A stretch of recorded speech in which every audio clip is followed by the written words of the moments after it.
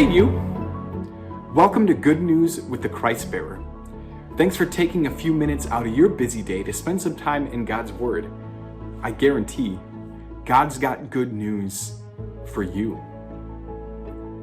Have you ever felt like you're following in the footsteps of someone whose shoes are simply too big for a single person to fill? The weight of the burden and the pressure of the responsibility can often seem like more than any human being can bear. Have you ever been there? When you look at the people who have gone before you, maybe someone as simple as your parents or your grandparents, you think to yourself, they seem like such saints. How could I ever be half the person that they are? Or when you look at your predecessor at work or your boss today, you're left thinking, how could I ever do what they do or do what he demands? And you feel completely inadequate and wholly unworthy.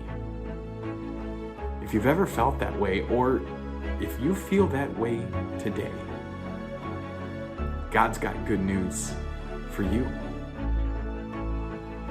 I'd like you just for a second to slip into the sandals of John the Baptist. He's the one who is tasked by the Lord to prepare the way for God himself. Mark records his message in chapter 1, verse 7. After me comes the one more powerful than I, the straps of whose sandals I'm not worthy to stoop down and untie. John the Baptist felt inadequate to do the work of a servant, even a slave, to get down in there in the grime and in the grit in between the toes of a guy named Jesus. You can understand why.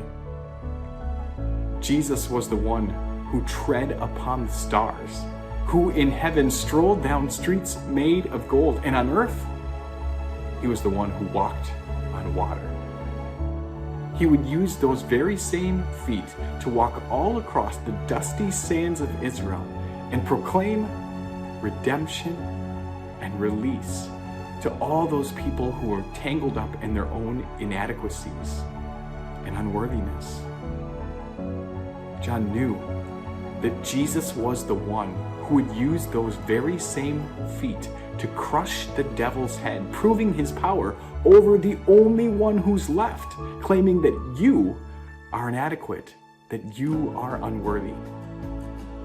With those two very feet nailed to the wood of a cross, Jesus would become your substitute, your servant, your slave, so that you could be free. So that you can walk free today with your head lifted high, knowing that you are redeemed and restored and forgiven and loved. But not only that, so that your 2 feet can walk down those streets paved with gold with God at your side forever in heaven. Now that sounds like good news to me. God's richest blessings on the rest of your day. Thanks for joining me today. I look forward to seeing you next week for more good news with the Christ Bearer.